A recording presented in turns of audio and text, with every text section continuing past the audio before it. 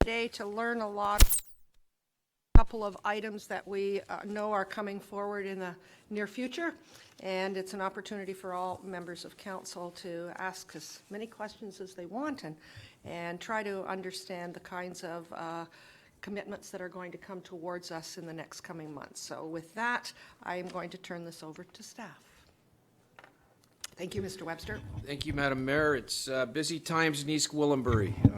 Apart from the fact that last night our Parks and Recreation team arranged for a special evening of for the Raptor mania that's gripped the country, and unfortunately the shot didn't go in, so we can only wait till hopefully next game and keep our fingers crossed on that one. Today we have two topics. It is busy in East Gwilimbury, as council is aware and the public should be fully aware. At last council, council awarded probably the most significant capital build in the town's history, the building of a new operations center for our frontline staff. I am advised that the crews are mobilizing, and we should see activity on that site within about 10 days. So it's coming along. And the two topics today, we have about we're trying to get garner this to about 1 o'clock. So sort of two, maybe with a break in between, are very important. The first one is our Healthy Active Living Plaza, and that's sort of our main community focal point is within the community of Queensville, but it will serve all town residents. Queensville on its own is probably the largest growth area left in the province of Ontario, and gives some great opportunities for us to plan and move ahead. And the group today that has been retained, we have our consultant team, and I will pass it over to General Manager Karmazin, who will introduce them. They have a slideshow that proposes to be interactive, and we'll go from there. So, Mr. Karmazin.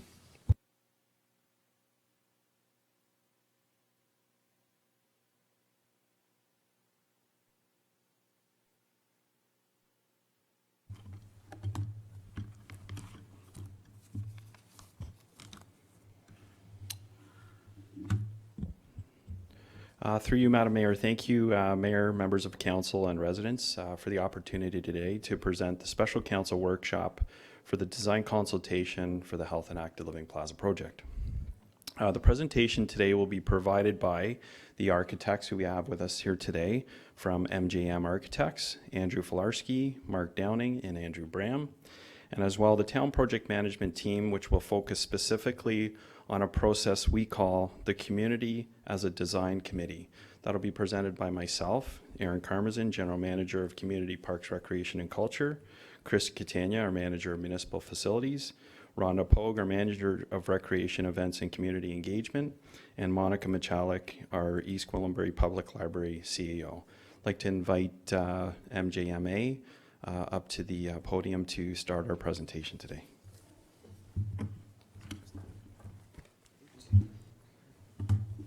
Welcome. Good to have you with us today. We're all very excited to see what you have in store. So thank you for having us, and we're looking forward to it's kind of a catch up on what we've learned to date from you and how we're starting to organize the program on the site. So it's a very much a kind of a work in progress, and so we're going to take you through the steps of how we've gotten to where we've gotten. So I am, just to remind you, I'm Andrew Filarski, and this is Andrew Bram, so I'll be Andy for today, and this will be Andrew and Mark Downing. Okay. Hi, everyone. Thanks for having us. Beginning of any design project, we like to kind of feel out how the consultation process will work best for our particular client group. And I have to say that your committee has been extraordinarily thorough in their attention to precedent projects, in their attention to the detail of how they feel they can direct us in designing a building that works best for you. So with that in mind, one of the things we did when we started this whole thing was to take your various members of your community, some of them deeply invested in this project and some of them kind of coming in and out of the group to see what's happening. We visited precedent projects. So here's here's the kind of chunk of Ontario that we covered with your group. Many of these projects are projects that we as an architectural team already know, we love. Many of them are projects that your project group already knew and were either enthusiastic about or were critical of. And it's important for us to kind of to see all those aspects of built work, to let those things inform us on in our design process. So you can see that we visited a lot of projects.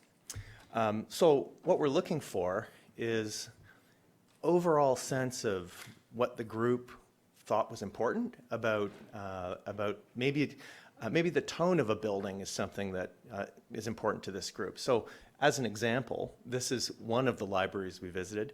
This building is open plan, full of natural light, good communication from one part of the building to the other. And we walked through that project, looked at every individual space, made notes, got reactions from your group.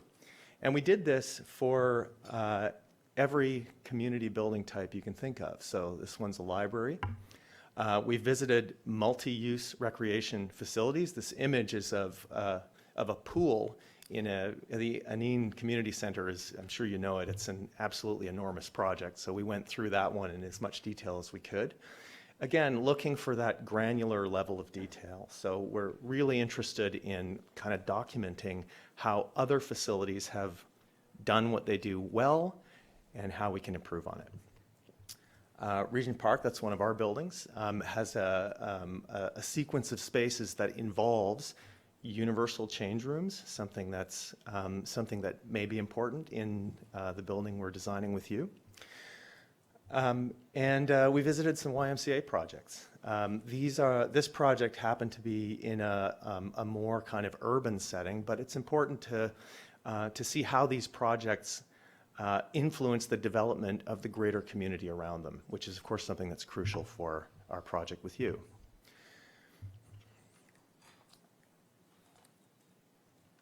Over to you, Aaron.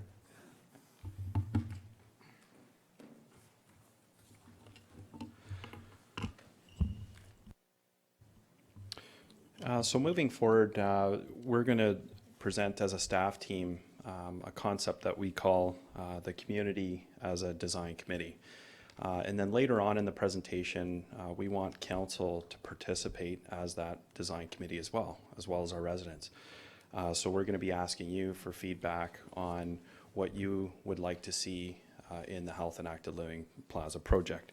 Our public outreach and consultation process that we present to council today is the exact same process that we're presenting back to our residents and our stakeholders. This presentation today tells a story. The most important part of the story is our residents and the focus on our residents. They're very much the focus of the story. They're also the authors of this story, and they are very much creating what will become the Health and Active Living Plaza process. Our process starts with our Health and Active Living Plan. Our Health and Active Living Plan is a living document that charts out Parks and Rec service delivery for the next 10 years. This is a plan that was created with unprecedented public outreach and consultation with our residents and stakeholders. So that's where this story or this process begins. The plan and the resident report went far beyond what to build, when, and where. We focused on the who. Who's our resident? What are their needs? And how do we optimize our service delivery to meet those needs? And as well, who can we partner with to optimize our service delivery to meet those needs? So moving forward, we've included our best laid projected plans. These are flexible plans. They're agile. They're also based on population thresholds, responsible growth, financial plans, and capital and operating sustainability.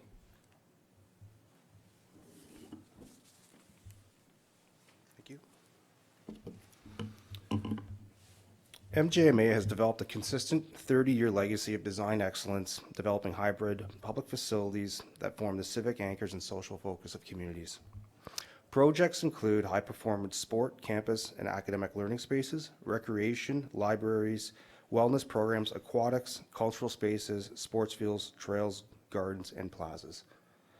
The common thread is a design focus to support maximum programmatic and social interaction, emphasizing connection of a wide demographic of users, and the tactic of directly linking interior spaces with landscaped areas and parks.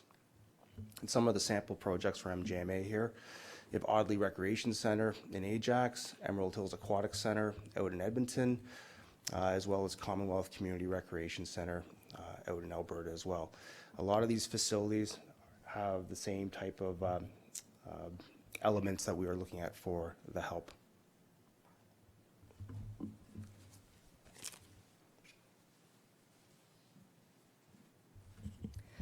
The HALP is leading a progressive service design and service delivery model by maintaining the guiding principle of convenient and complementary services throughout the design process. The HALP is divided into 4 pods: health services, active living, learning, arts, culture and diversity, and public and social services. This community partnership, or matrix, to the HALP keeps the discussions on how all the various community partners are working together to access a wide array of services. The design of the HALP is not just another community center and library, but it is coming alive with the opportunities to partner, ensuring that spaces that have potential partnership opportunities have the right adjacencies in the building to ensure ease of service access. Memorandums of understanding, letters of intent, potential permit spaces with organizations have already been developed prior to the design process, and conversations with interested parties are still taking place. All of this provides us with the community-focused lens that is needed to design the Health and Active Living Plaza. The library that is being developed in the HALP is seamlessly integrated with the rest of the facility. It will be home to modern technology and media labs that we expect from a modern library, and it supports the vision of the HALP to build a healthy and active community through learning and discovery.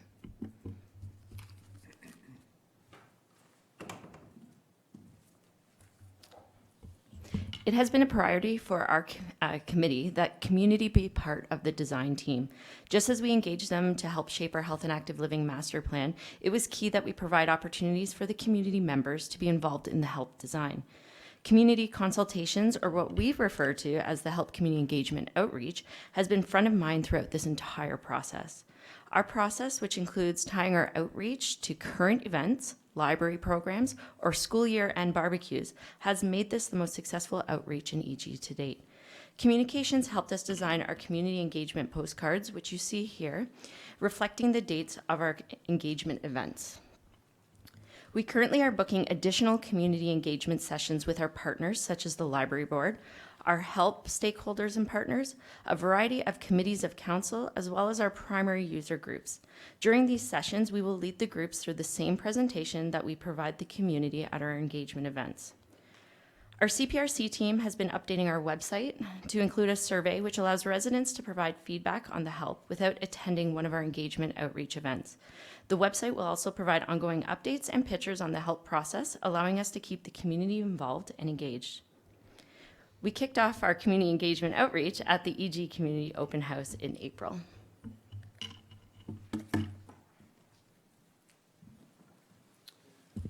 So to date, at this point, we've accomplished about a third of our consultation process. We've highlighted some real key themes here when it's come to the residents and what they'd like to see at the Health and Active Living Plaza. And just at this point, we, as I mentioned, about a third so far through, we've had almost 200 responses when it comes to the different types of feedback. So highlighting some of the feedback here is inclusion of a fitness center, some cardio and some weights. I know the town already operates some fitness related programming at different sites, but they're looking at more of a dedicated space for this.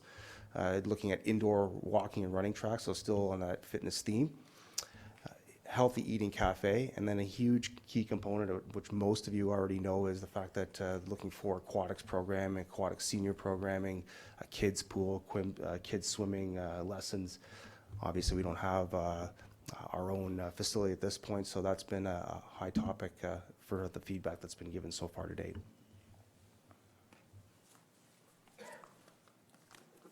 We've also been hearing from our community that they're looking for places to meet, quiet places to study, and the feedback for the library has been they're looking for private study rooms, places to meet, and of course, makerspace and music studios as well. And we've been hearing a lot of comments about having opportunities for multicultural programming, language circles, those types of programs as well. Furthermore, they're looking at the community's looking at public art, skateboard park, dedicated youth teen areas, and as well indoor playground. So as mentioned before, these are really some of the major themes that have been articulated to us as a design team. Some honorable mentions, some unique comments that have come through the community at this point are nap pods. So just to give some reference to that, is almost a bit of a lounge area where someone just can rest, close their eyes. USB charging ports, looking at a water climbing wall in our aquatic center, aquacultural garden with living wall, ebooks, and as many of you might know from yesterday or last night, is maybe having a bit of a public round piece, like a Jurassic Park, a park that is site north, so something that we can have for event space.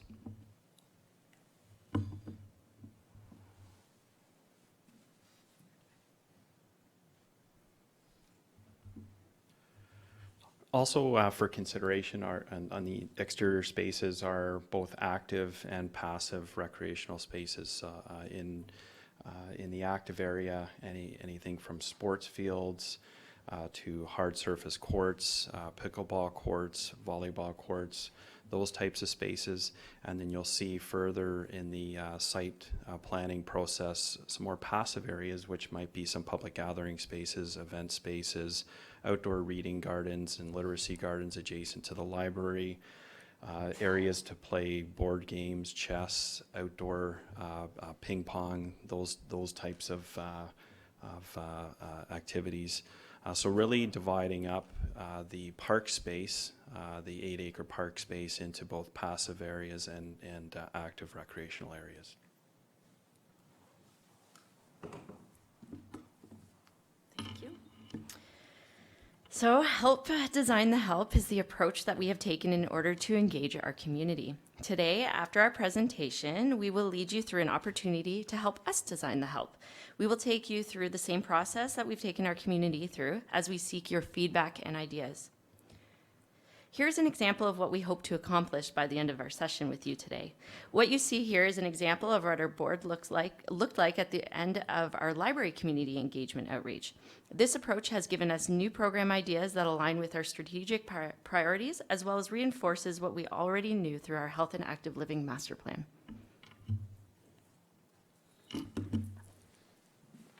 So we'll just walk you through the initial design stages. So you have to bear in mind that we're not yet looking at the actual materiality or the architecture of the building. We're looking at the forms. We're looking at the organization of the significant public spaces. Some of the rooms are 2-story rooms versus 1-story rooms, and there's a kind of natural sort of connection of them. And we're very interested in how the building helps organize the site itself, so that there's a very strong interaction of the rooms to the exterior and to significant parts of the exterior, to the way the exterior is programmed. We've also been doing something in our last few projects, which is to kind of make an internal courtyard. So there's a kind of a more intimate relationship. So there's a larger relationship of the building to the site as a whole. But then by making a courtyard, one can organize the library or the children's area onto something that's more protected within the site. So we'll just walk you through the initial sort of organization of things to date. Sure. Okay, so just to provide some context, the HALP site is located just off Leslie Street, just north of, or just south of Queensville Road. And currently, I mean, if you go onto Google Earth, this is actually out of date, as there's already been a significant amount of development just south of there. And I think it's kind of important to note that literally the HALP and the site that we're talking about is the center of a new community. And it also connects with a pretty beautiful kind of ravine area just west of there. These are, we don't have a huge amount of information on the kind of town center development to date, but just for some context, the HALP is kind of on the the west side of the kind of commercial or heart of the kind of Queensville development. And it's looking at kind of a major kind of park and also community center development. So where we're at to date is we have a survey completed. So we have a fair read in terms of the grading and kind of services that are provided. But I think it's really important to note that this site, it's an enormous site. It's a beautiful site, just in terms of the possibilities for park development as well as for our building. So we've gone through the process kind of based on wider community feedback. We have our design group, and now we're kind of into stakeholder or specific program consultation. But as these conversations have developed over the last 3 months, we've gone through a whole bunch of iterations in terms of kind of how the site lays out, where the major program pieces are. But generally, we've landed on kind of an active area to the north, a passive or park area to the south, and then a kind of major circulation route on the west side of the site with parking. And of course, the HALP kind of terminating that kind of west extent of the town kind of promenade, or the main kind of main street would kind of front the terminus of that. So the park hasn't been designed, I guess, as a kind of specific areas, but generally we've been looking at these kind of pieces. We have a kind of major boardwalk on the east side of the site.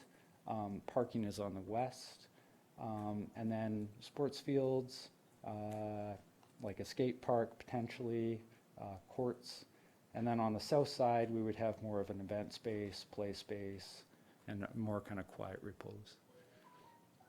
So that's kind of how it plays out in AXO. And then in terms of the building design, we've developed a program.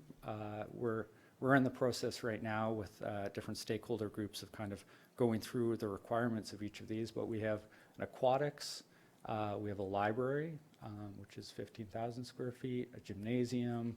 We're looking at a kind of more creative and loose playground or indoor play space. We're potentially going to have a childcare, which would be with the YMCA.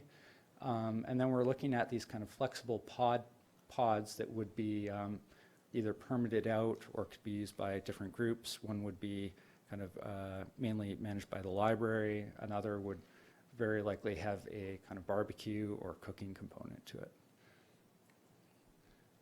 So just for each of these components, we're going through and exploring. There's a lot of kind of granular detail, but for example, for aquatics, we're looking at all these different possibilities, and we need to kind of whittle it down to actually what we need. So we're certainly looking for your feedback on that.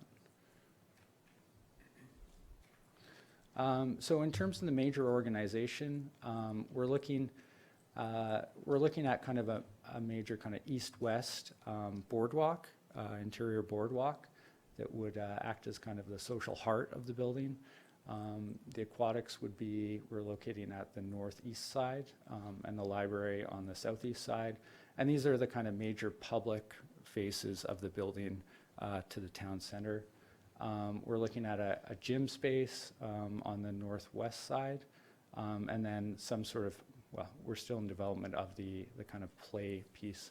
And a bit further south would be the childcare piece. So just to kind of speak of how we would organize this, the reason, for example, we like the pool on the north is then we could have more natural light to the north, because it's like it provides the least amount of glare and heating.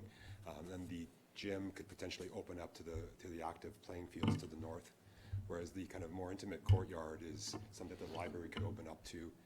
And as you can see, there's the childcare, the outdoor childcare area, protected childcare area would also have sort of exposure to that courtyard. So the sort of placing of the components relative to the site is really the important exercise here.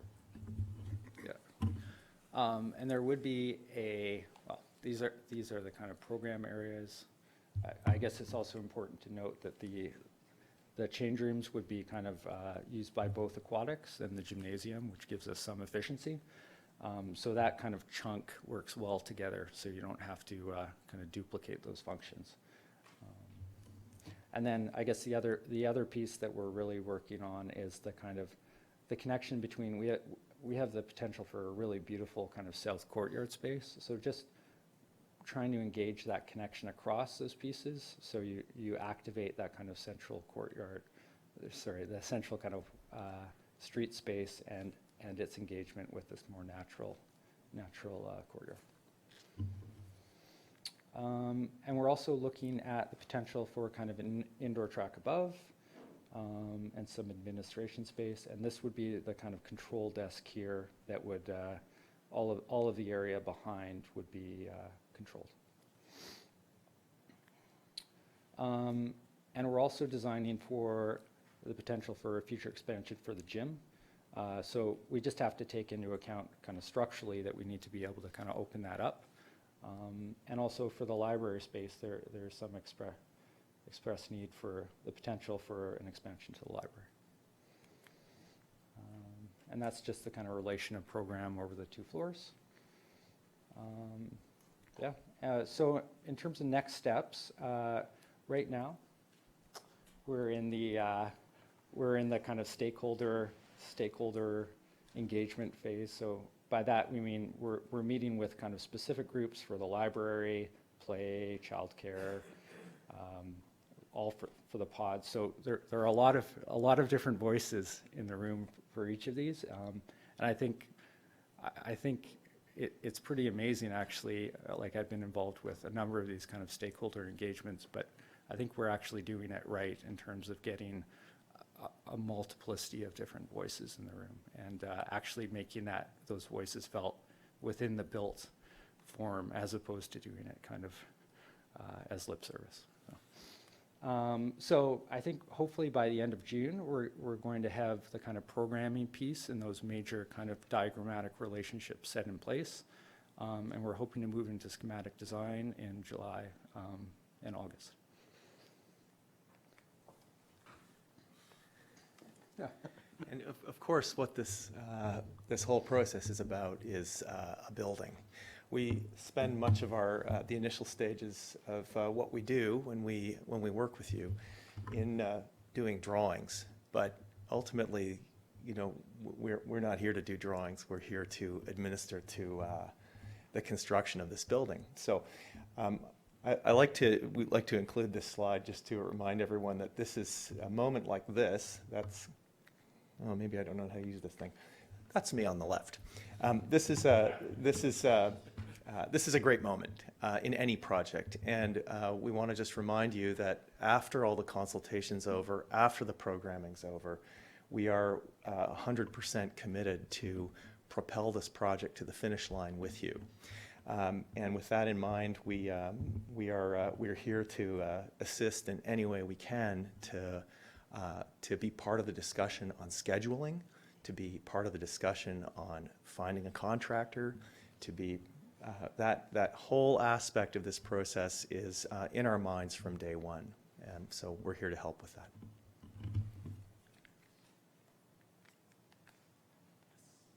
Thank you.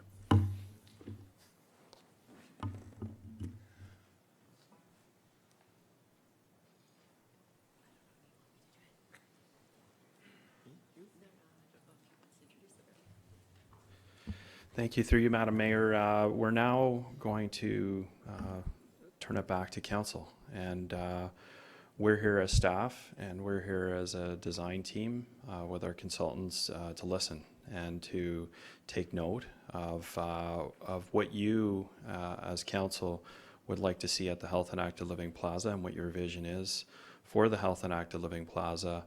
To assist you, we have this board here, and we will take notes, and we will put your notes on the board. I can also bring up that slide on the overhead, and you will have it in your package to assist you with some of the facility fit spaces that we are contemplating, that we've heard from our residents through our Health and Active Living plan, as priority facilities within the Health and Active Living Plaza. So I think Rhonda is going to help out by taking some notes and placing those notes as we open up the public consultation with council, and we'll go from there. Thank you. Mr. Webster. Madam Mayor, I do appreciate the staff team and the design team of getting us to a great start on this project, and I will offer another option for council. Rather than doing a real-time design workshop here, which I think might have some elements, it's quite a bit to digest what was just laid out as far as the, we could maybe have some preliminary discussions now, but I think maybe what might also be helpful is for the staff team and design team to arrange meetings with council where maybe they can meet with a couple of members of council, spend an hour or so, and have a process where we maybe bring that back as well. And I think it's important that all that input does come back into public forum. And so I don't want to make council feel that by seeing this 32-minute presentation that now we're going to design the best center we can in short order. So I think it's really just to get some preliminary thoughts, and so Rhonda and the design team are here to listen to some initial actions, and then maybe we will set up through the council office some more detailed follow-up meetings. Thank you. I think that's a wise decision. And it'll depend on what kind of questions come up, what answers we get, that I'm sure there will be a lot of dialogue. It isn't just one answer and away we go on to the next. I don't know if Andrew and Mark know or not. My background is Parks and Recreation, and I've worked on several facilities, and things have changed a lot since I was there not that long ago. So I guess my first question to you is, you've done a lot of facilities, and what do you see when you go back that changes have been made? If you had that crystal ball to know where trends were going in the future, what are the kinds of things you're seeing now that we should be more fluid as we start to talk about this facility? Well, the central space, the lobby, the thing that binds it together, when we first started doing these, well, our firm's been in business for 30 years, and the lobby was always kind of an afterthought. It was, the things about the room. And as we started doing buildings that had more of these functions, we realized that a lot of the kind of the magic of the facility was not necessarily in the specific activity rooms, it was in the rooms in between. So, if somebody was bringing their child to swimming, and then they would go to the library, they would meet somebody else from a completely different background or different generation in those spaces in between. So we've put a lot more emphasis on programming the spaces sort of in between. So it's not even an in-between space, it's actually a programmed element, and it actually has square footage assigned to it, whereas before it was kind of part of the gross up.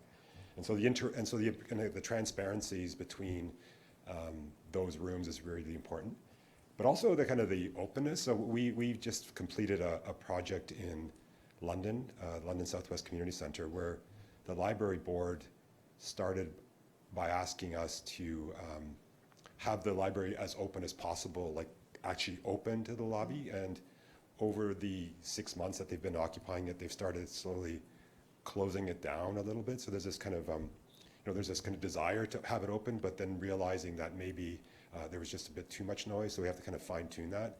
So it'd be really nice to have a project where you take it to 90% and leave some flexible elements and let the thing kind of develop a little bit after a year of use. So I'm not sure how one can do that necessarily, but just kind of being open to sort of the idea of how flexible spaces could be and having a sense of the kind of the balance between open and closed. Also taking, the large lobby space, but kind of having moments of intimacy. So it's very important to be able to see. Well, one of the things about the transparency of the building is you always feel safe, even if it's kind of a time of day where there are fewer people in the building for whatever reason. By having the building kind of open, everybody sees at least somebody in the building, so that there's no sense of that you're in any danger, because there's always eyes on your activity. So we have to try to maintain that, while at the same time having spaces that are a bit more intimate so that you can sit down and sit with a couple people and not feel like you're in a large space. And so that's kind of how we're trying to organize the interaction of the exterior courtyards relative to the site. So I don't know if that's a long-winded question, but that's kind of, we're just seeing the public nature of the building become much more important than just the specific activity areas. And I think you recognize that by putting all these components into one building together. I mean, you've already recognized that yourselves by sort of organizing the program this way. Thank you, thank you. No, I just know that when you walk into any recreation facility, and I think we all at one point or another are in and out of public recreation facilities, you can almost date them by the, when you walk through the door, by the use of signage on very specific things that are happening, as opposed to rooms that can be used for almost anything. And I think absolutely that's what we're looking for, is something that will be very fluid, and it's not a matter of for the next 10 or 15 years, it's for the long term, that it's flexible enough as trends and programs change with needs of a community, that we are able to be adaptable to that as well. Well, so we've been fortunate to be working with the YMCA of Greater Toronto for the last little while.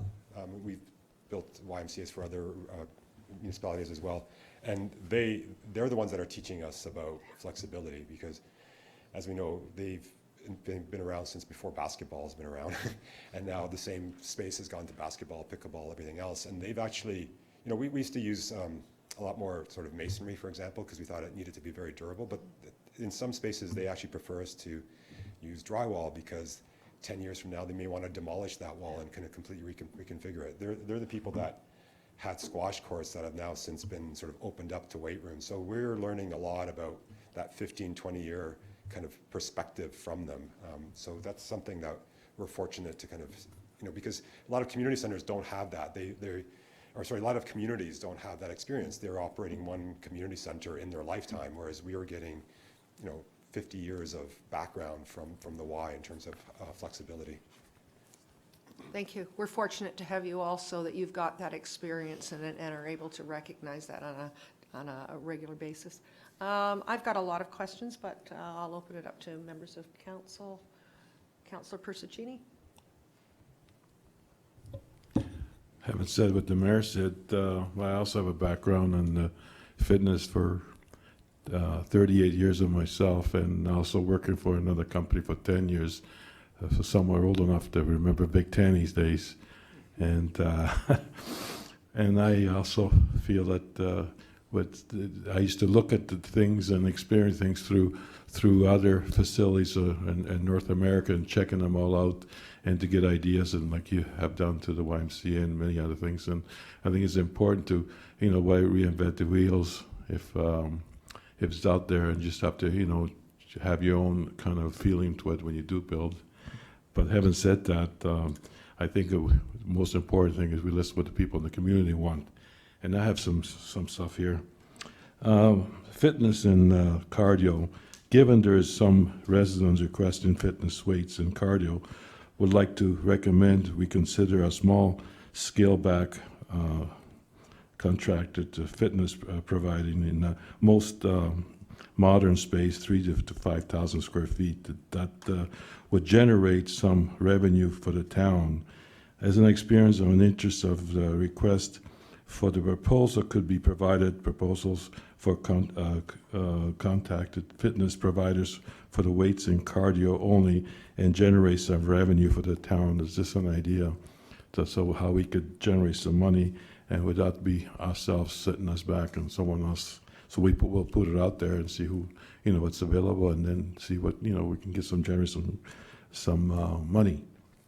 The other thing I was looking at is East Gwilimbury Walk of Fame. I would like to suggest that East Gwilimbury Walk of Fame is to celebrate individual groups that have helped build and shape our great town.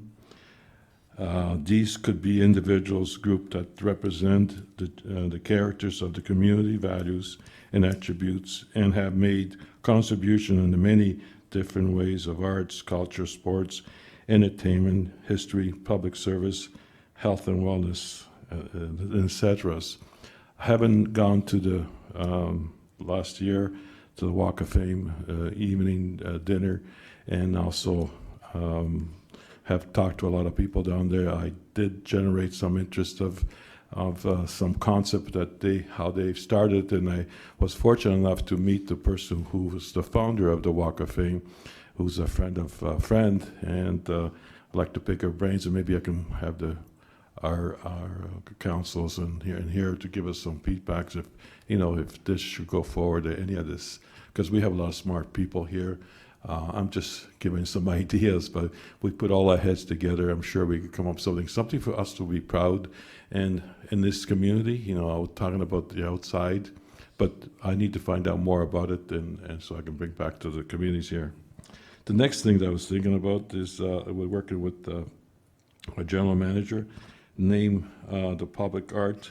Given that John Candy was born in Queensville with appropriate close to the project, I think it would be great if we could name the park John Candy Park, and perhaps have a fun state of John have a fun statue of John Candy from one of the greatest movie maker guy. This would be a great attraction to the families and kids, and to have a picture of taken on the statue, just something the communities get involved in and do something like this. These are all thoughts, these are all ideas. I mean, I'm here to preach, not to preach or teach. I'm here to share some of the idea and thoughts that we can all be proud of this. This is something really big. What's going to happen if we can add some stuff that will be known all over the country. We have it here. We made it, and we all did it as a team. So I believe in our team. I believe in East Gwilimbury, and I believe in working with great people here. So I hope that we can all get some feedbacks and move forward. This is exciting time, and I thank for all the hard work that you guys. You haven't missed anything pretty well there. That I was, I've been in the business for so long. I think you covered everything. And that's really great work that you guys done over there. There's the architect and the designing and the research. It's really greatly appreciated. I'm not sure if I missed one. It's a community garden where people can do the tomatoes and the lettuce and all the stuff that most people. I seen one in Newmarket somewhere, community area that people can grow their own little tomatoes and you can pick them out. Anyway, just a thought in that, So I'd like to see something like that if it's not there, and just an idea. Again, thank you for listening to me, and thank you for all your hard work. Thank you. Thank you. Councillor Morton.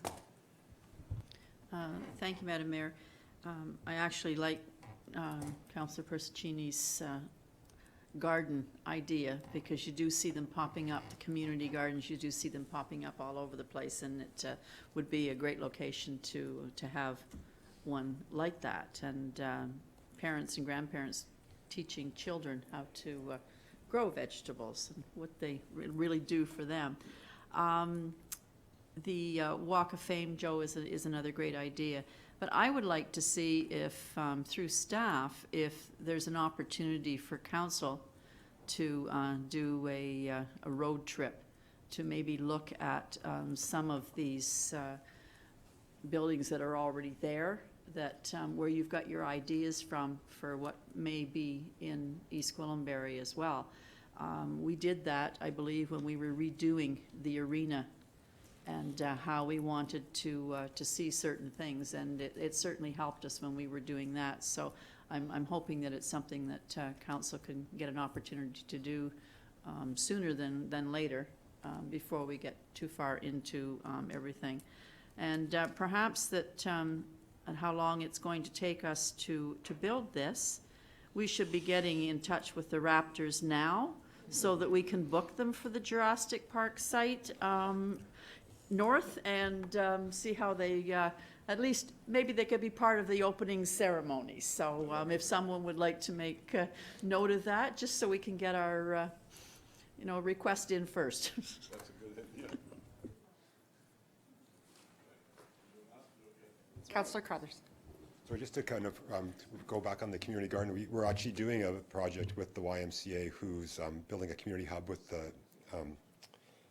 United Way, and they have a very strong community kitchen component because they do a lot of teaching and a lot of sort of joint cooking. And there is going to be there's going to be a community garden immediately outside the kitchen in that particular project. So it's definitely something that we're seeing in other types of like this type of building.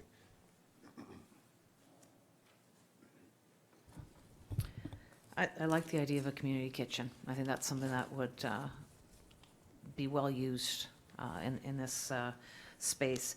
I have a quick question, then some more in-depth questions. On the aquatics page that you had everything and anything possible, but the one thing I noticed wasn't there was a slide. Do we not do slides anymore? Is there a reason why a pool slide wasn't part of that? Sure, because they take up a lot of space. Okay. Yeah. Sorry. Oh, yeah.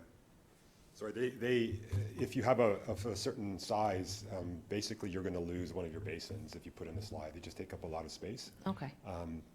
They no longer are, all the slides that we do now are going to sort of a run out instead of dumping into a pool. That's for safety. Okay. And so we definitely have clients that have come back and said, we really, really want a slide. But that's a decision they've made, and they've given up other things to get that. One thing we've been showing the committee is something that's happened. So we were using Stronach, the pool in Aurora, as kind of an example of where we were starting from. That was built, almost 12, 13 years ago, I suppose. A lot of our projects now have a lazy river.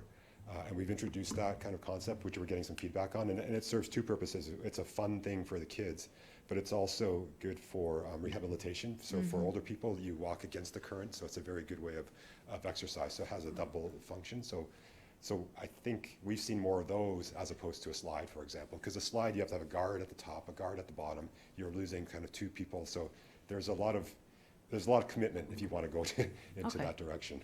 Good. I just wanted some background on that. If I can just interrupt, Mr. Karmazin has a comment about your last question, so we'll. Yeah.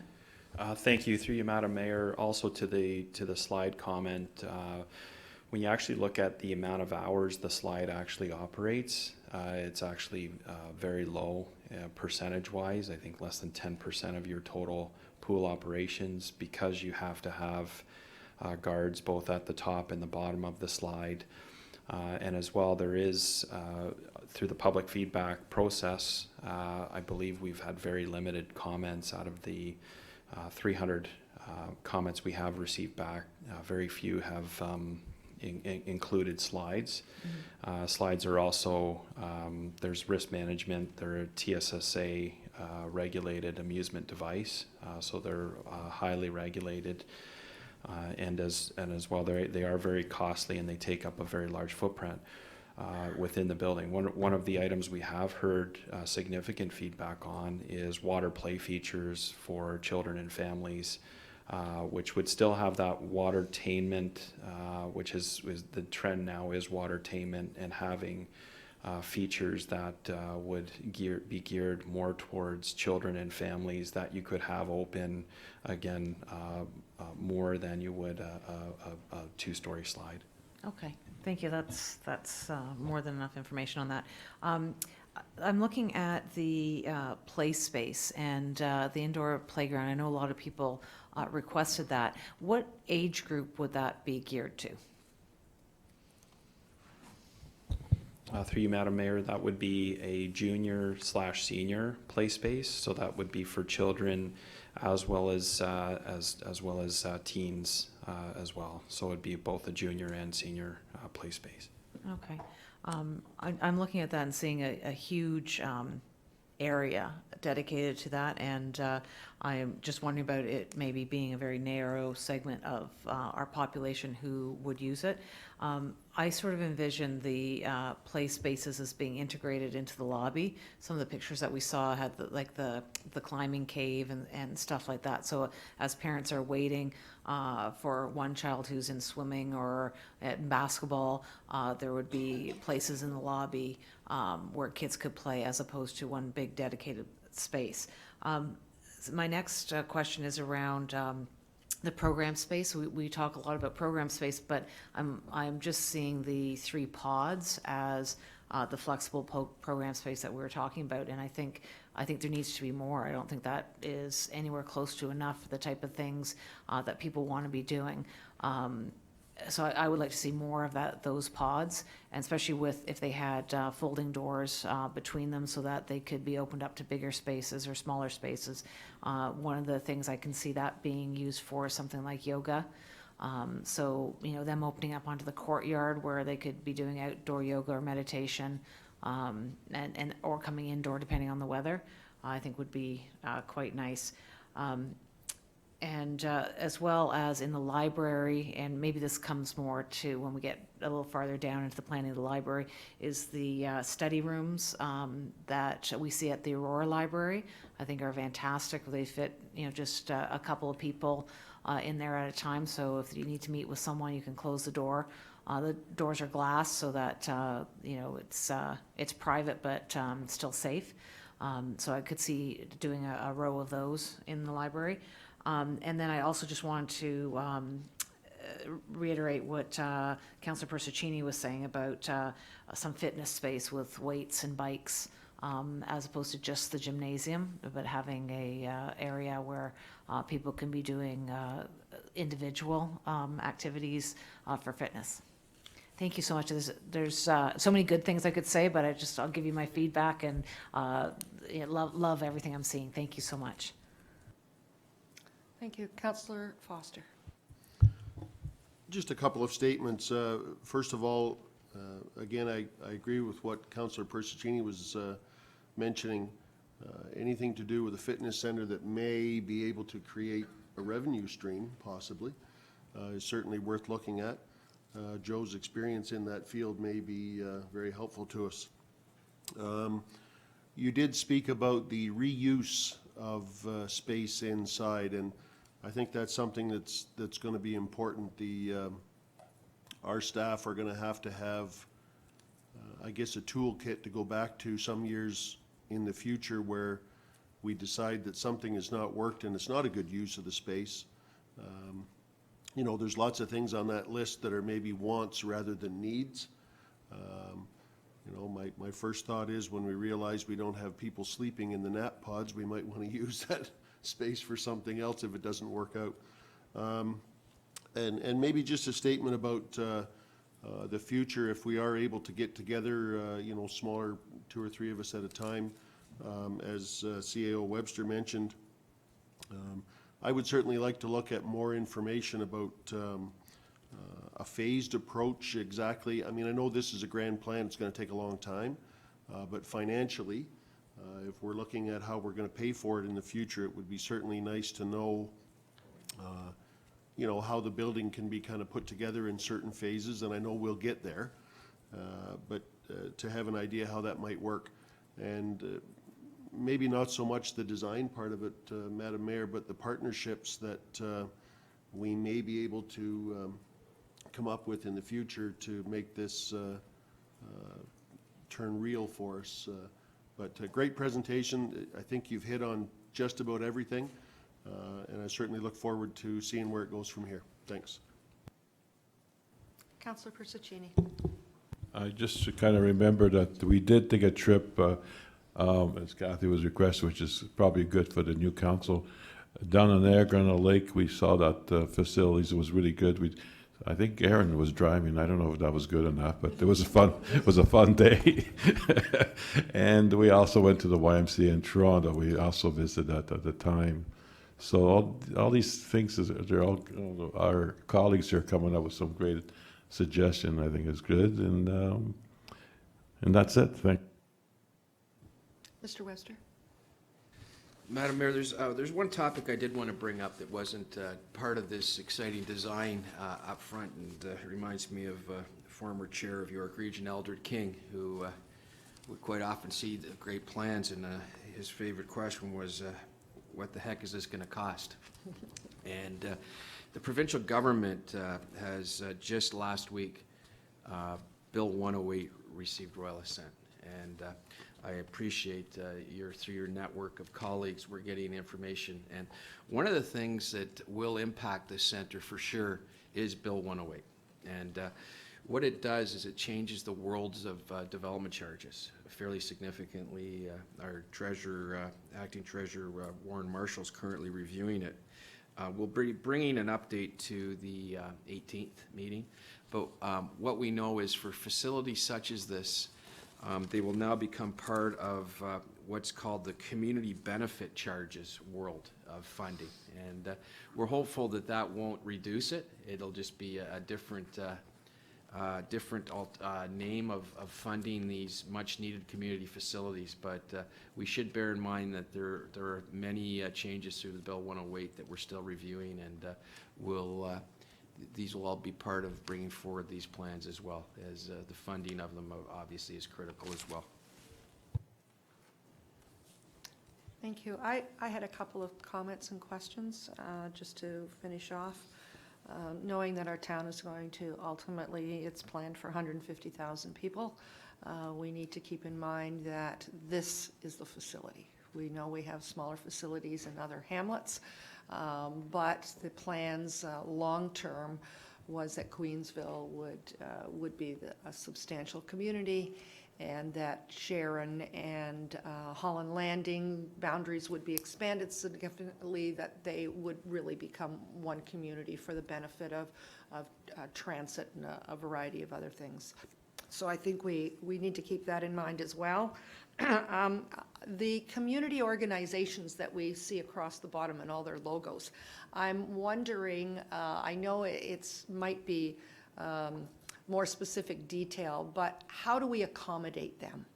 I think we have 25 organizations, and I'm sure there's lots of room in there, but how do we accommodate them, and what are their needs? And I'm not expecting an answer now, just really throwing it out that we've got YRP. What is it that York Regional Police need to do or want to do in that facility, and what kind of space do they need? We've got the school boards, we have the Y, United Way, we've got chats dealing with seniors, a variety of organizations that make up a complete community. And I think each one of them have a different need for space because they deliver very different services. So I'm not sure if we're there yet, but I'm just kind of keeping that in the background. Is there expectation that they will have dedicated space?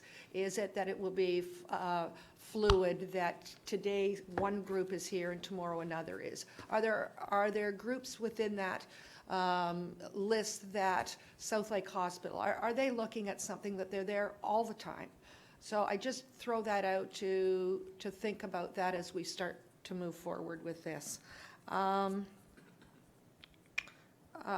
pool, it looks to me like we're not addressing competitive swimming, and I know that that's a big dollar mark, and we do have some around, but I just wanted to ask about that. Have we done any surveys longer term? I'm not sure now where competitive swimming is. At one time, I had family involved with it, and it is very time consuming, and it seems to be a smaller group right now, but just wondering if we've had a look at competitive swimming along there, because it is, at least, it's like ice time at an arena. You have somebody who's going to be paying for some use of a facility. Mr. Karmazin?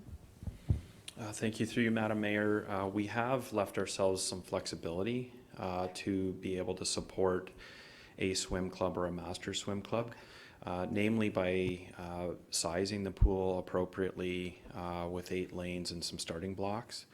What that does is it does give you that flexibility to grow as the town grows, and support a swim club or a master swim club as well for adult swimming.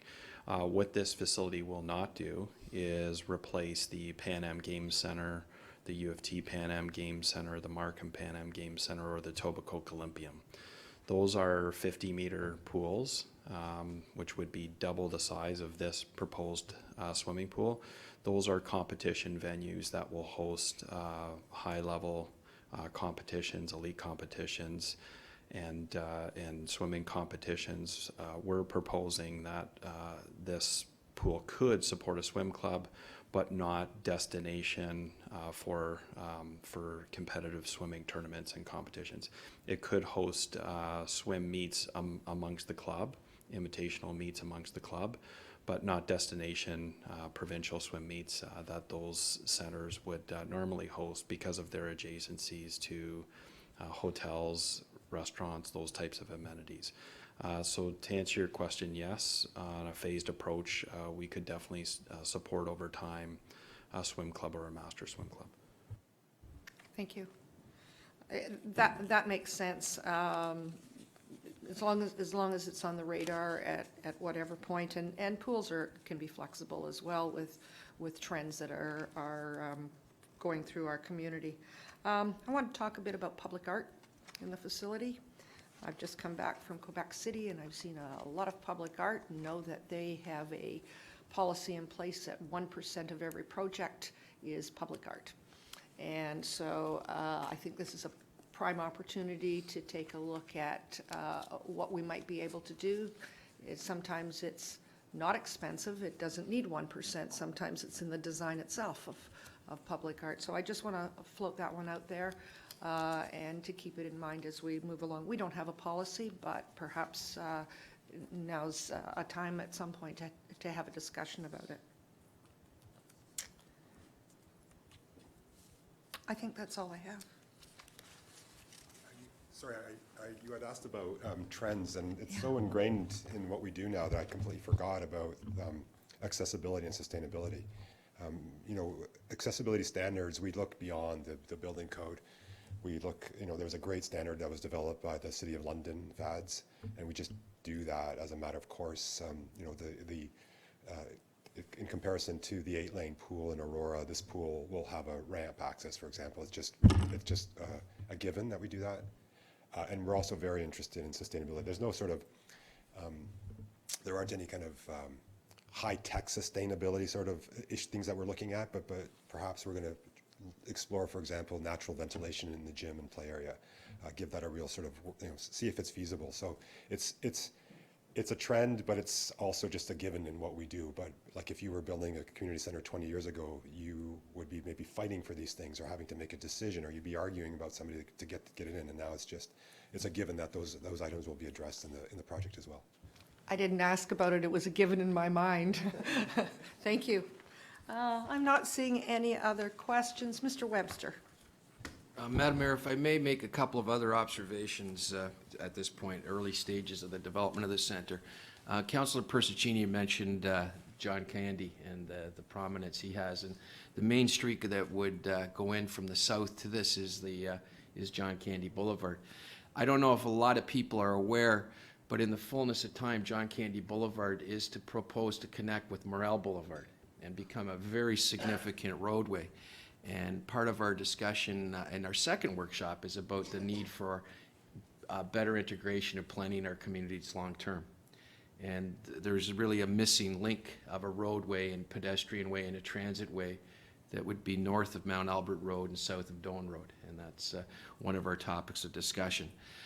The other one is, and I met recently with the Queensville properties, and I did mention that Queensville on its own has the potential to be 30,000 plus residents, and half of that, 15,000 or so jobs as well in that area. It's a significant community. And the interface between this 15 acres and the future proposed Queensville Town Centre, and I think that's something, Madam Mayor, that you asked me to remind you of, is that group has put a polite letter forward today. I think the clerk did receive it, and it came through General Manager Ramuno. But they've asked to work with us on the interface between this community center and the town center, and to sort of have some further discussions as well on that. So I'll table that for your concluding comments. Thank you. It's a partnership with DG Group, and it needs to be reflective in everything that we do. Okay, not seeing any other comments. Could I have a motion to receive the presentation. Councillor Persichini, Councillor Foster, all those in favor, and that's carried. And thank you very much. Really appreciate it. And I know that you're going to be, tomorrow, somebody's going to wake up tonight and say they've got another idea in their mind, and we know who to get a hold of. Thank you very much.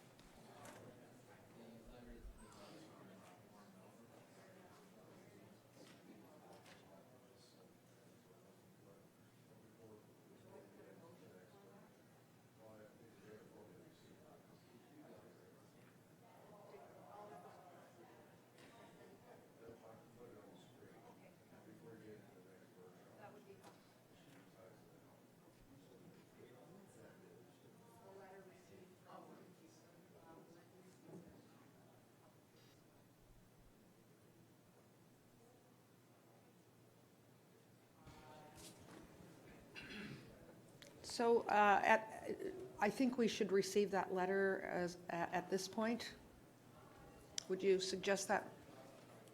I think what we could do is put it on the screen. It's a short letter. We could possibly ask the clerk just to read it, the content of it, and then have council receive it. Through Madam Mayor, this letter was received from Warren Melbourne on behalf of the DG Development Group.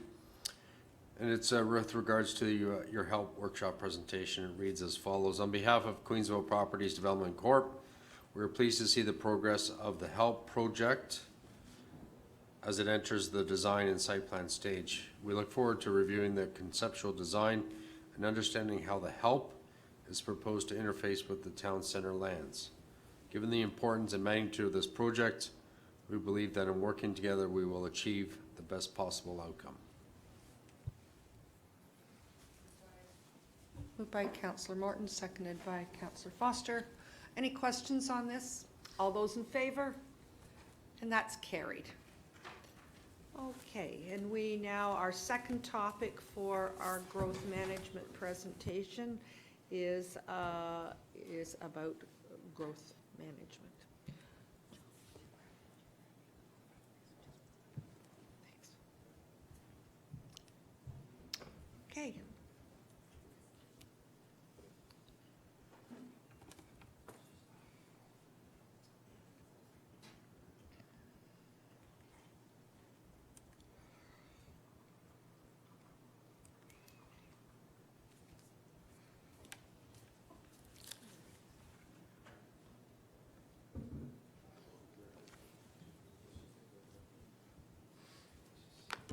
I know for some members of council, this is a reminder and a review, and for others, this may be items that are quite new, but it's a long-term plan update and growth management that in some ways it goes back many years. So we'll have a little bit of a history lesson and then the long term on where we need to be going. So, go ahead. Thank you, Madam Mayor. I'll lead this one off. It's a multi-department update today. All of our disciplines are involved with managing growth. So I'm going to actually start off with the document that Council just recently endorsed and adopted, which is the strategic plan for the 4-year council term. It's an important plan. It has 4 key pillars, all of which impact growth and growth management as one of Ontario's designated growth centers. The real challenge we have before us is long-term growth management requires more than 4 years it's actually a multi-decade, and we're going to try to just get some simple messages out front. I'll take a couple moments just to walk council through some of the matters.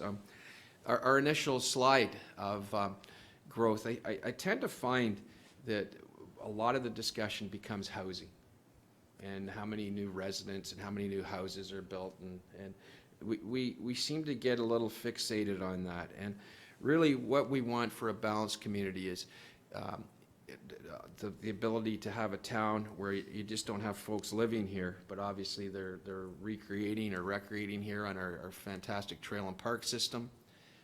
They're having the opportunity to have good jobs here as well, and clearly these are some of our things. We're going to hear today again of how green East Gwilimbury is, having 70% of our lands protected, and even within our urban area, another several thousand acres protected. We have some fantastic employers. Kelson, this is shown in the slide here, has their head office in our community. It's probably our largest private sector employer. We have a great public sector presence, but getting our employment land serviced and viable and operational is clearly a big challenge for us as we move forward. And our agricultural community, and protecting and enhancing that is Ontario, one of Ontario's growers of some of the produce that we all enjoy on a daily basis. So what I'd like to do is start off with the notion of leadership in growth management. And when you look back historically, even to Newmarket over the years, how things used to work was it was largely driven by the private sector. They would assemble farmland and they would approach the town, and there would be often private initiated applications. And that's changed over the last while, clearly, to where municipalities have a much more vested and in charge role. And I look back to when York Region adopted their first consolidated official plan in the mid-90s. And that was really an exercise where they took input from all of the municipalities, and the municipalities were determining how they wanted to look and how they wanted to grow, and York Region consolidated it. And I think it's important to note that right now there's an exercise going on at York Region, and some might see it as a little bit top-down, the exercise. The York Region is coming up with numbers and projections, and there's a lot of spreadsheets that are behind these, and it's kind of dictating. And we're really trying to get ahead of the curve and try to get to the table where, Madam Mayor, you sit as our representative at York Region, but we'd like to bring some material to them as part of their update as to how this council wants to grow and how this council wants to look, and to advise their process. I just wanted to show a couple of other illustrations. The whole notion of long-term planning, and I go to the strategic plan being a 4-year document, but just recently this council adopted a new development charges bylaw.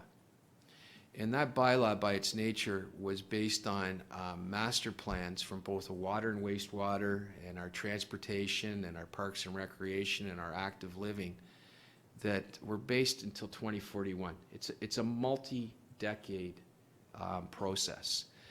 And when you start looking at your land use planning, and by designating further lands than are currently designated, the whole notion comes up of, oh, is this sprawl? Is this out of control sprawl? And we're trying to get the notion that alignment of your land use planning and the various other long-term documents is critical to be multi-decade.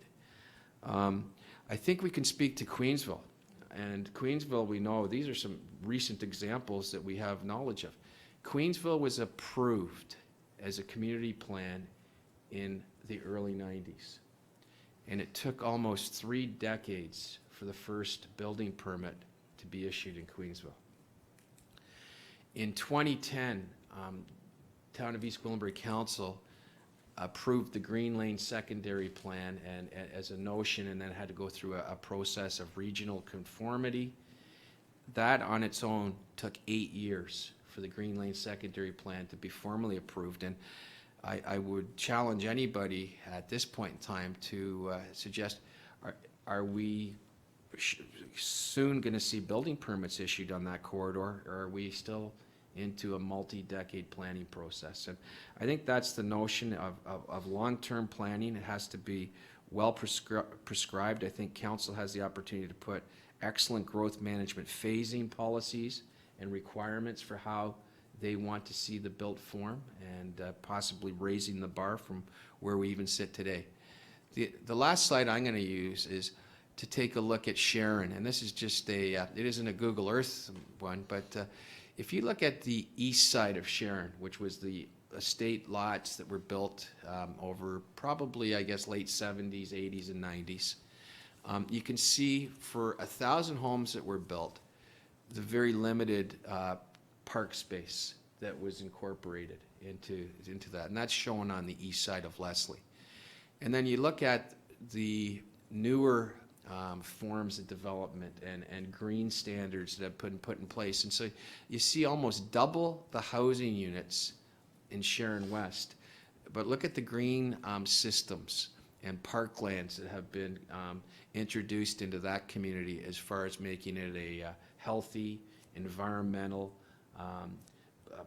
place in our town where residents and visitors can really enjoy the amount of green. So that's the opening comments, really trying to just put a notion of the need for coordinated long-term planning, and from many aspects. And so what we have is a staff team today, and I believe General Manager Ramuno is going to be speaking to start off, and then there are a few other folks that will be speaking to the various aspects as well. If there's any questions along the way, I'd suggest that maybe we could ask them as needed, and if there's any questions or comments on the opening comments, those are welcome as well. Thank you very much. This picture is worth a thousand words. Where did all those little tributaries and bush lots go on the east side of Leslie Street? It's important to us now, and I think it shows with all of our mapping that has a very different look than it did a few years ago. Thank you. Go ahead, please. And I'm going to take the suggestion of our CAO, and if you've got questions, if you can wait until our presenter takes a breath, and we'll try and take the questions as they're pertinent to particular slides. That works for everybody. Certainly, great. Thanks. Thank you, Madam Mayor. So, I mean, that was a great introduction, setting the framework by the CAO. And so I have a number of slides, and there's others that will speak to some of the slides as well. This is just additional information that was essentially generated from the report back in May 22nd, the MCR and official plan update and future growth to meet our future growth plan amendment needs. And there are a lot of questions, so I'm hoping that there's some additional information here to provide that background for council members. So this is our town structure map, and as the CEO mentioned, you know, the planning was done at the local level, bottom up, and incorporated in our official plan, and as well the urban area was included in the region's official plan. The point of this map here is to clearly indicate that 75% of the town of East Gwilimbury land area is already captured in our official plan and by other provincial documents as protected countryside under the Greenbelt and Oak Ridges Moraine. So that area will never be developed. It's protected in our official plan, as well in the regional official plan and provincial documents. The balance, the 25%, is what we call the urban area. So council's already made the decision here for that area to grow. We're identified as a designated growth area in the provincial growth plan, and this area is urban in the regional official plan. So, and there were a number of questions a couple weeks ago with respect to how much land do we have left that is designated for residential land area as well as employment area. So within that 25% that's in our urban area, 25% of that is part of our natural heritage system. So it really comprises the Greenland area, the valley system, the woodlot areas that are identified in our official plan as Greenlands, natural heritage system, and are protected. And the majority of that 1,000 hectares are already in public ownership, either the town or the Conservation Authority. 36% of the urban area, 930 hectares, is what we call, community area, which is still vacant, not yet developed. There may be some draft plans of subdivisions that have been approved, but no construction yet there. And just to be clear, and the CEO mentioned this as well, community area is not only just residential land. It comprises, again, within that, there may be some other valley systems, parkland, community amenity space, community centers, parkland, trails, commercial lands, et cetera. It's not just housing. And 14% of the urban area, 600 hectares, is our employment area, and that's identified in blue. The gray area within this map is what we refer to as the wipeout land, so not currently within our urban area, and it just shows up as gray because otherwise we wouldn't be identified to be able to distinguish it. The lands that are white are part of the Greenland or the Greenbelt system. So this was referred to earlier on. So back in 2010, when Council approved our last OP update, part of that growth management work identified the balance of the wipeout land as our future growth needs. And in the direction there was to include those as part of the urban boundary. As part of the regional official plan update, they felt that it wasn't appropriate at that time to include those lands as urban area. Again, that goes back to 2010. We think it's appropriate, or in my opinion, it is appropriate to include those lands as part of this current process. So this chart again just identifies sort of the building activity to date. And I think Council's familiar with the YDSS servicing allocation. We currently have our share, the town share, is about 8,000 units worth of allocation within the YDSS. And to date, 2,800 building permits have been issued, and the majority of those were issued or began construction back in 2016. And so the balance we have out of that allocation, 5,200 building permits left worth of allocation. Part of this, a couple of bullet points we already spoke to with respect to Queensville area was included originally back in the early 90s as part of the regional official plan update as urban area. It took a number of years for Council to finalize a secondary plan that goes back to 98. And again, we just, as CEO mentioned, permits were just issued a couple of years ago for the first phase. The other critical point to keep in mind here is that the amount of time it takes to get urban lands within the urban area through the secondary plan process and through the development approvals process, and it can take decades. The other key point here is that not every community area matures at the same time, and we've seen that with Queensville. It's hasn't built out within the time frame that probably was originally contemplated, and that's the same for other communities. Some just mature at different rates, and there are a number of different reasons why that occurs. So this map here just identifies the wipeout area, and we've identified, as I identified earlier, approximately 1,200 hectares in total, and this map just breaks it down per specific areas, and you may not be able to see that, but there's site areas provided for the white belt throughout the area. But again, approximately 3,000 acres or 1,200 hectares. And the point here is that the town, this council, should be leading the planning process to determine how we want the balance of our community to be built, what that makeup should look like, a combination of, again, residential employment, and that will be determined at the detailed secondary plan stage. And that stage will already also identify what areas within that white belt land, and you can see some green, will be protected as a natural heritage system as well.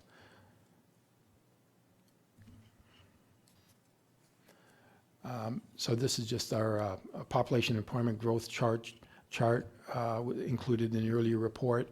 Again, this is 2016 and 2018 are sort of given dates. 2018, the existing population and employment numbers for the town as a whole.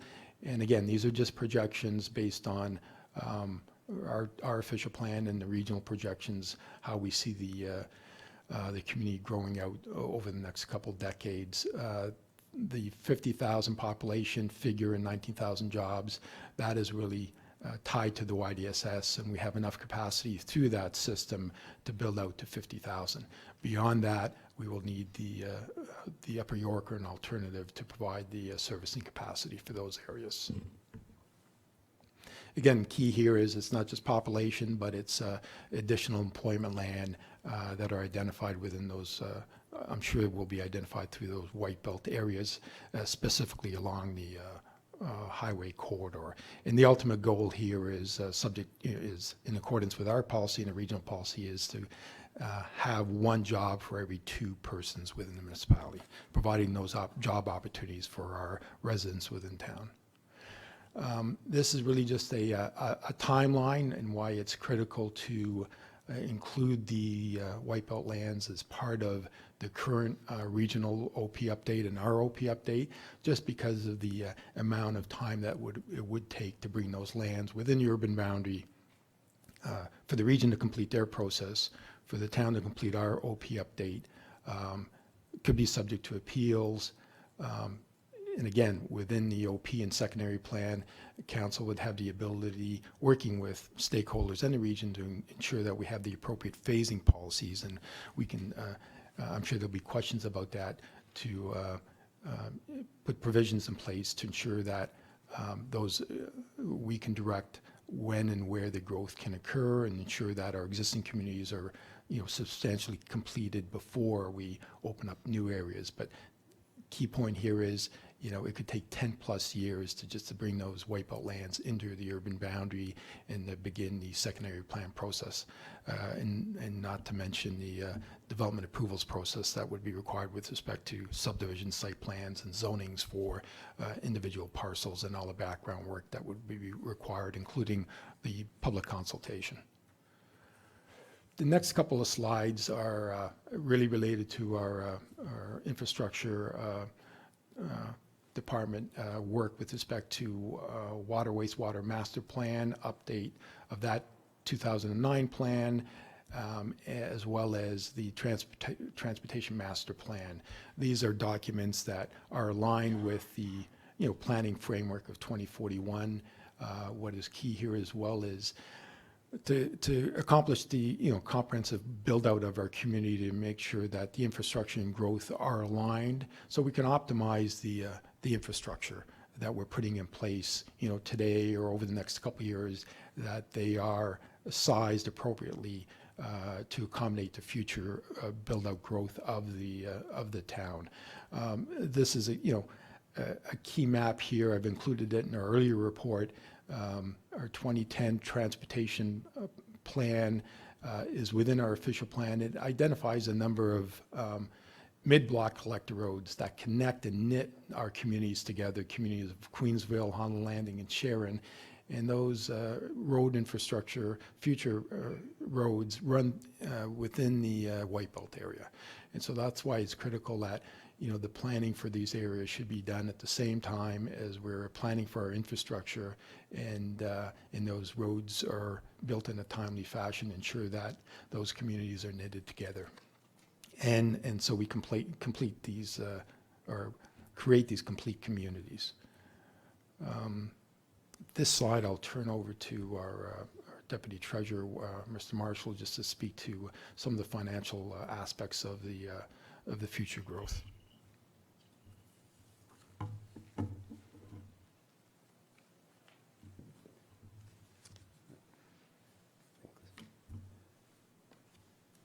So build-out of the White Belt lands will generate some significant economic benefits to East Gwilimbury.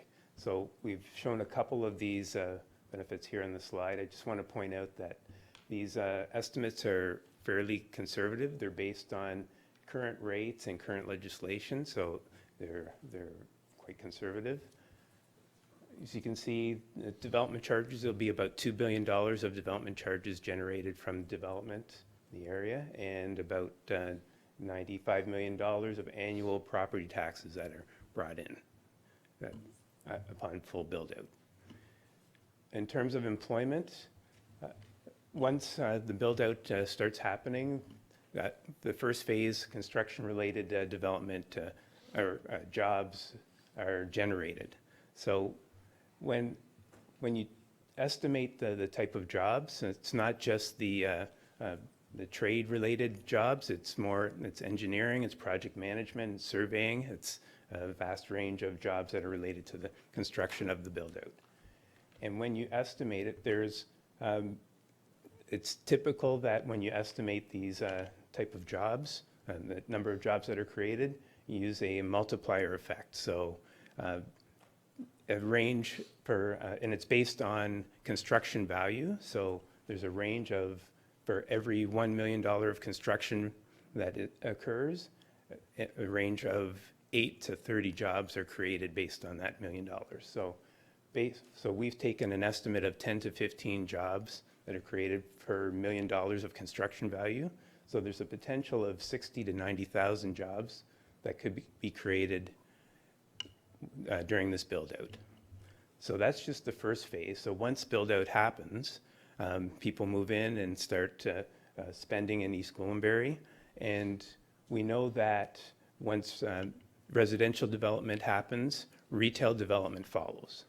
So the build-out of the retail lands would start to occur.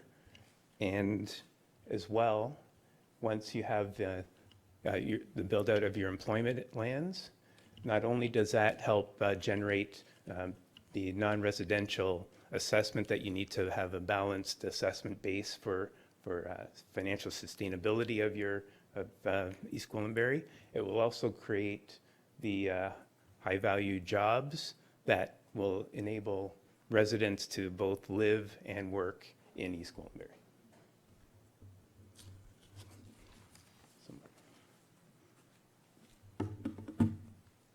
Thanks, Warren. So the next slide really just encompasses what some of the previous slides and what Warren spoke to with respect to really aligning some of the other planning documents and infrastructure documents that the town is currently working on and we currently have approved. It really speaks to sort of the long-term infrastructure planning approach to ensure that our documents are, again, aligned and we're moving forward, ensuring that we're planning to accommodate our future growth and ensuring that we optimize our existing infrastructure and planned infrastructure moving forward. Again, these documents all have long-term planning horizons, master plans, development charges, as well as obviously our official plan. The other key thing here, as well as the first bullet point, is the amendments to the Places to Grow legislation, as I mentioned in the report, does speak to the new objective of more homes, more choice, directing the municipalities, individual municipalities, to plan for their local priorities and ensuring that we have a long-term supply and mix and range of housing. And that means ground-related as well as mid-rise and high-rise. So the last couple slides really just concludes with respect to sort of the, the analysis with regarding, why it's important to proceed at this point for the municipality to lead the planning process to include the white belt lands. It's based on good planning. Council back in 2010 already undertook that analysis. We determined that the balance of the white belt lands are required for future or long-term growth. The regional staff and regional documents speak to that as well, specifically their long-term population employment numbers require additional white belt lands to accommodate our future growth. It's not considered sprawl. My opinion is we are just knitting our three communities together. Again, we're not only talking just about additional residential lands. Our future secondary plan work will identify specific land uses. It's more than just residential. It's community use lands, commercial, but also our strategic employment lands, because a good portion of existing white belt land are in between existing urban area employment lands along the 404 corridor. So they are, it is based on logical boundaries, rounding out our community and again, creating that complete comprehensive plan for our long-term growth. I spoke to the transportation network. We already identified these mid-block collector roads, and really it should be the municipality directing growth in those areas for when the landowners do come forward with their plans. That infrastructure should be built by the development industry. Again, I think Warren spoke to the financial investment component of it. The future growth, even though it's going to take years, decades, will generate development charges, property taxes. It will also assist the region in paying for the future servicing alternative that's required, not only for the build-out of town of East Gwilimbury, but also for our municipalities to the south, Newmarket and Aurora. This slide just speaks to our new strategic plan and those priorities with respect to responsible growth management, building out complete communities. And again, by the municipality taking the lead here, we will be in a driver's seat with respect to ensuring we plan for our communities. We impose the proper phasing policies in place so we can control development.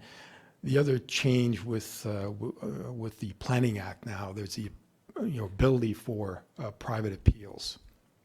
And I think CAO spoke to that earlier on. Planning, I don't think we want planning led by the applicants and ad hoc or piecemeal planning. We should be in charge of this. We lead the OP and secondary plan process, of course, with consultation with the stakeholders in our community, but we should drive the bus on how we want to see our community grow and build out long term. Again, just in conclusion, I think I've touched on these points. It's critical at this juncture as part of the region's MCR process, which is really just another way of saying their update to their official plan and our official plan. We should be requesting the region include those white belt lands now at this point, and we can follow up with our OP update, including the appropriate phasing policies, and again, undertake those detailed secondary plans for each new community area. To ensure they're planned appropriately and with the phasing policies in place. And again, all this will take some time. The region is working on finalizing all their background work, and they're looking for to have an updated official plan in front of regional council by later on in 2020 with an approval date by 2021. So I think this is critical that we advise the region that we're undertaking our own OP update work at this point to bring it in conformity with the provincial plan, but also the regional plan, but that we, this is a time to complete our build out of our municipality. I'm sure there are going to be a number of questions, and I'll do my best.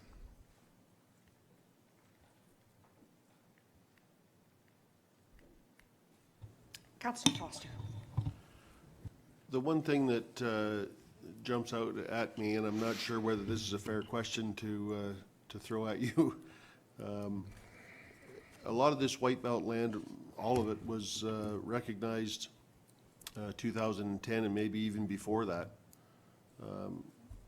The environmentally protected exercise that we're going through right now, is none of that land affected?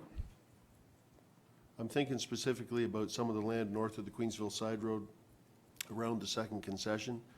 None of it falls into changes with the LPAT hearing and the environmentally protected that goes on? Through you, Madam Mayor. No, certainly, if I understand your question correctly, so this is probably the best map to look at. So the white belt, the areas in white are considered what we call the white belt land. And as you can see, those green blobs are what we call our natural heritage system. So they were already identified when we undertook that background work, the environmental work in 2010.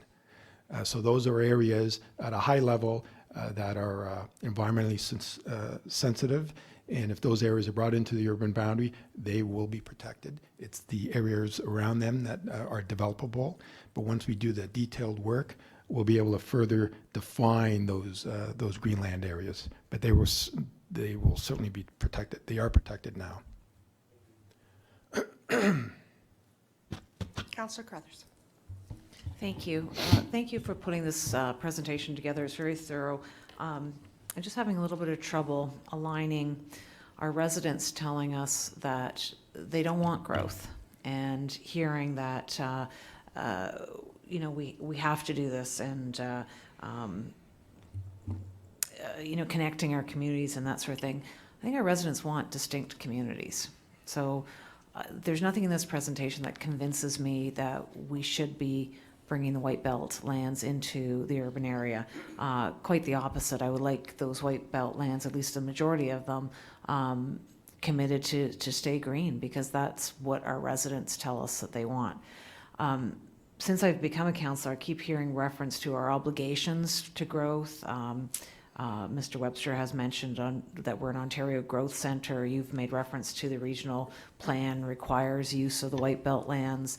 But I haven't yet seen anything that shows what those commitments are. So I need to understand, what is our commitment? Who is telling us that we need to grow, and by how many? I'm seeing that we have 1,000 hectares of vacant developable land. That sounds like an awful lot to me. When our residents are saying enough with the growth already. We have another 600 for employment lands. That to me sounds like an awful lot. I think to do what our residents want, we would be looking at turning those white belt lands into green space, because they want distinct communities. They don't want more growth. So I'm not really sure why we would be looking at that.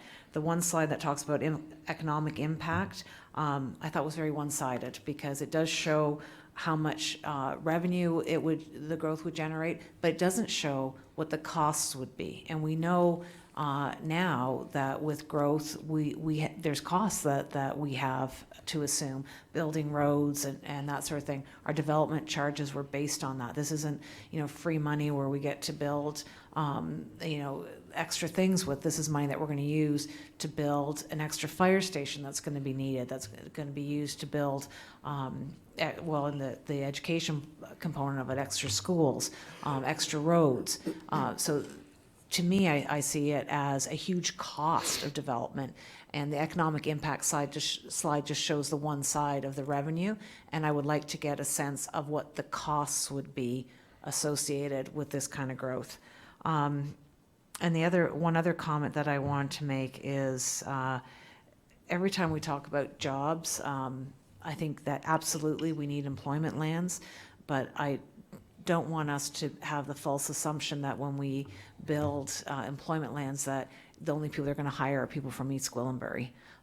For sure we want more employment lands, but we have to recognize that it will attract people from outside of our community as well as the people within our community. So it's definitely something that we want, but we're not building it just for East Gwilimbury.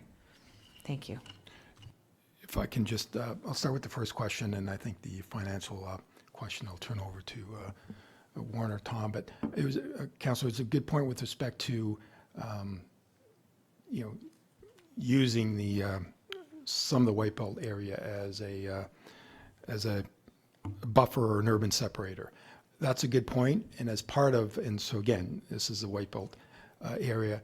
And when I meant by saying, you know, knitting these communities together, I didn't want to imply that, you know, we still won't have our distinctive, unique communities being specifically in this area, Holland Landing, Sharon, and Queensville. What I really meant was, from an infrastructure standpoint, we need to knit those together. They still have their secondary plans that have been approved. They will be in place. They have their unique character and policies and growth policies. But one thing that would happen if we move forward with some of these wipeout lands, bring them into the urban areas, part of the secondary plan process, not only are you determining, as council determining, you know, how and what type of growth you want in these areas, but you're also identifying any additional infrastructure. You're protecting the environmental lands. The other thing that council can do as well is, within these wipeout areas, include, you know, these buffers or these urban separators. That would be part of that detailed planning process. So that's something we could do. As again, when we get to that planning process, creating these buffers or urban separators, and they could be form of linear green space, protected, be in public ownership. That's something that is within our council's authority. With respect to, you know, why, you know, we need to grow, or are we obligated? It really goes back to the, you know, provincial planning framework, and even the regional plan with respect to meeting our growth projections. You know, the region is projected to grow to 1.8 million by 2041 and beyond. You know, we have to accommodate our share of growth, every municipality. You know, our current official plan, our targets take us to about, you know, 90,000. That goes back to the projections in 2010. The region, as part of their current process, are in the midst of updating those forecasts and distributing it to the individual 9 municipalities. But back in 2015, they had town of East Gwilimbury growing to close to 120,000, and that will be amended because we've had the amendment to the growth plan and the new housing objective with respect to ensuring that, you know, we provide that mix and supply of housing type, again, to ease the pressures long term and the price pressures without that supply of housing. And if you don't bring it on, you know, these lands on stream earlier enough, you know, we've talked about it enough with respect to how long it takes to actually bring these lands on stream. But really, the reason why is those lands have been identified as developable. That's why they're termed or coined white belt, you know, in the you know, in our plan, in the regional plan, as well as in the provincial planning documents with respect to accommodating the long-term growth for this area. Again, how and where we grow is still up to this council with respect to identifying those in our future official plan and subsequent secondary plans. With respect to the question on Sorry, Madam Mayor, let me just respond to that. Can we get something like concrete in a report that shows about those, what our obligations are? Because again, you know, I keep hearing it mentioned here, but I haven't seen anything with reference to official documents. And I just want to be very clear that I fully understand what our obligations are and why they're there. I mean, I see them in our plans, but why did we choose that number? You know, what happens if we choose a different number now? I just want to get an idea of where that came from. And especially every time someone says obligations, I want to know what our obligations are, and not just verbally, but actually linked back to specific documents or legislation or whatever is causing those obligations. And the other comment you made was the only way that we can control what happens with white belt lands is to bring them into the urban area. That seems odd to me, that if the town is within, if the lands are within the town, then do we not control them? What happens with them? Sure. Yeah. Mr. Webster?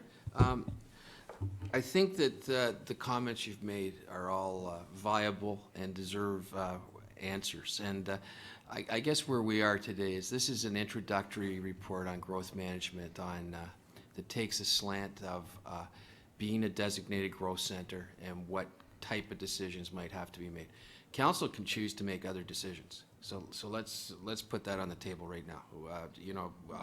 We're working under a 2010 framework where council directed to grow in a certain manner. And so I think this is meant to be an introductory workshop. Rather than get into, I see your things as more of comments and questions that you want answers on, and I think we will have to be preparing further reports that have some detail. And I think maybe what we should do is step back to 2005 and talk about the frameworks that were outlined by the province and the region and prior councils to build the storyline, and then we can more fully answer some of the questions. The point about financing, absolutely there's going to be considerable costs, and we're not naive. So I think we've taken note of all of the 7 or 8 points, and I think that we'll be bringing back a report probably in the August-September timeframe that will allow this conversation to continue. We weren't anticipating to have council endorse the multitude of hectares to be included today. This is just meant to be an opening snapshot of where we may head. Thank you. Appreciate that very much. Other questions? Councillor Martin? Thank you, Madam Mayor. Just some comments. I came on board originally when we were designated as a growth area. And many of us had questions back then of whether we wanted it, whether we didn't want it. But we have been designated. It was not our decision to move ahead with how it's going to be built. But Queensville, Hall Landing, Sharon, they all are going to be one big circle. And we knew that when I came on board. And the only thing that I can find that has changed over that is the fact that council was, in some ways, responsible for what was going to happen to us. And I can honestly say that at that point it was Queensville. Queensville was going to be the area that was going to be up and running, and we were going to have all these wonderful things. And things have changed. Sharon is where all the development is happening right now. And I sometimes feel, and nothing against these groups or anything, that the developers have sort of changed things for us. Not that it's a bad thing, but I think there's other things that council maybe had back there in the works that aren't so much happening now. And but having said that, we are going to be recipients of many wonderful things that are going to happen in East Gwilimbury that probably never would have happened before. And our formal presentation, the HALP, is one of those areas that we may not have been able to afford to have before. And it's the same as all of the smaller communities. I'm sure a lot of the people don't want to see the growth, but many of those people have moved into East Gwilimbury, and that's why they moved here, is because of what they're going to be able to see as we move forward and participate in. And I know that probably many of us won't be around to see the end results either. So hopefully things will be organized, we can move forward, and it will be a benefit to all the residents of East Gwilimbury as we do move forward. Any other questions, comments? Just a couple of comments. I, like Kathy, Councillor Morton, have been here quite some time. And when we arrived, the discussion was all about the university in Queensville, and how exciting that was going to be. And at that point, universities were building campuses with fields and auditoriums and gymnasiums and libraries, and very different to what we see today. However, I can tell you from the office that I'm in, and the CAO is well aware of it, private post-secondary is still alive and well. And so it's one of those areas when you see Queensville on this map that is half included in the white and half included in growth. And if we are to attract such places, then with the 404, et cetera, we are now open for business for something like that, and have had some people, I would say, kicking the tires. Dave Wood is in the audience today, and Dave is well aware of some discussions over the years that have taken place. Nothing obviously has materialized yet, but that land and the massing of that community is very attractive to that kind of, I'm going to call it employment, but also education facilities. Knitting the communities together, I think for me the most important thing is that right now, as elected officials, we're well aware that our transit provided by the region is on unsteady ground. We do not have the numbers to maintain it. We are well aware that they are subsidizing us. And quite often I have comments from my colleagues at the region that are talking about our buses that have 2 or 3 people on it, and their buses are passing the bus stops because they're so full they don't have any room for anyone. So we are a community. We decided many years ago that East Gwilimbury was going to be substantially much larger long before any of us were here. And we've now, I feel, been passed that baton to make sure that it is a very viable community. We're partway there, but if we don't finish it, I'm not sure that we're going to be able to satisfy the residents that are here now. I'm surprised to hear that people are saying enough with growth. I'm hearing that what a difference we're seeing in our community now that we do have some growth. I continue to hear, and Councillor Crothers, I'm sure, still does, where's our high school? We don't have enough kids to have a high school. Shame on the board and us in some respect that we're the only municipality in the entire region that doesn't have a high school. And that, to me, is all about a youth facility and a community center for our young people that we do not have. So I feel that these white areas, while there's a good portion of them that is green, they also will fulfill the mandate of rounding out the communities and being able to operate in a fashion that all the other municipalities are, that we're missing that boat right now. So I'm anxious to see where we go with this. Today's preliminary has been discussed. Lots of questions, always more questions than answers. And I'm glad that you're the staff and we're not, because you're hearing them as we speak, that these are answers that we need to move forward with more discussion about White Belt. But I think there's opportunities there, managed correctly. We may see some very exciting things happening in those that White Belt land that we are not seeing right now, and I'm looking particularly at some very innovative housing options. I'll leave it at that for now. If there's no other questions, perhaps at this time, if I could have a motion to receive, Councillor Morton, Councillor Foster. And I'm wondering, I'll ask staff, do you want any more than received and further reporting to come forward? I'm aware we are missing 2 councillors today, both with very valid reasons of not being here. And we want to make sure that we have a lot of opportunity to find the pros and cons of where we're moving forward. All in favor? And that's carried. Thank you very much. I'm at item E now, and that would be a closed session. And if we could take a 2-minute break to clear the room. And Mr. Webster, how long might we be with our closed session?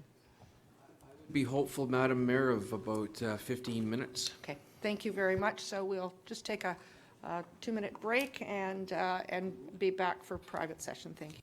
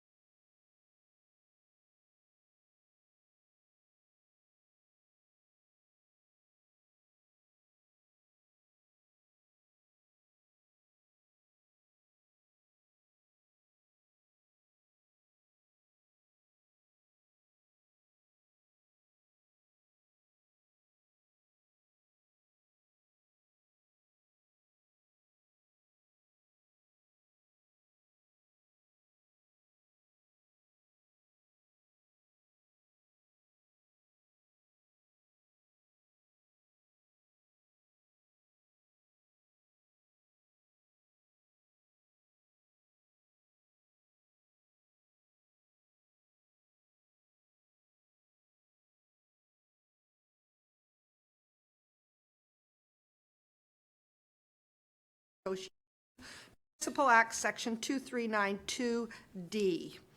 And I would ask that I have a mover and seconder, Councillor Persicini, Councillor Morton, that be it resolved that council proceed into a closed meeting, municipal council, at 12:04 p.m. to deal with the following matters: labor relations or employee negotiations, Municipal Act under 239D. All those in favor? And that's carried. We are now in a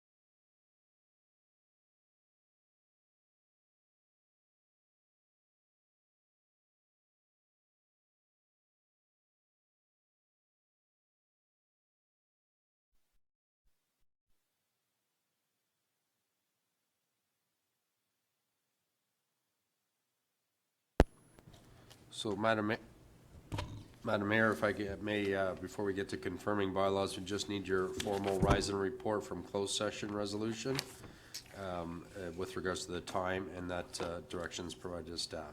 And that would be 1217, moved by Councillor Morton, seconded by Councillor Foster. All those in favor, and that's carried. And Further, Madam Mayor, your formal adoption of bylaw 2019-074 to appoint an assistant fire chief, Robert McKenzie. moved by Councillor Persicini, seconded by Councillor Crothers. All those in favor?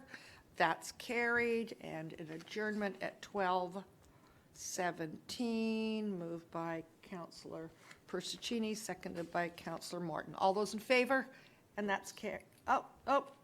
Sorry, Yep. just go back to the confirming bylaw Yes. first, prior to adjournment, thank you. I'm sorry? Before your adjournment, Madam Mayor, The your confirming bylaw. Yes. 073. Thank you, Councillor Morton, Councillor Foster. All those in favor? That's carried. Okay, and we will adjourn at 12:17. All in favor? And that's carried. Thank you very much. Thank you, staff.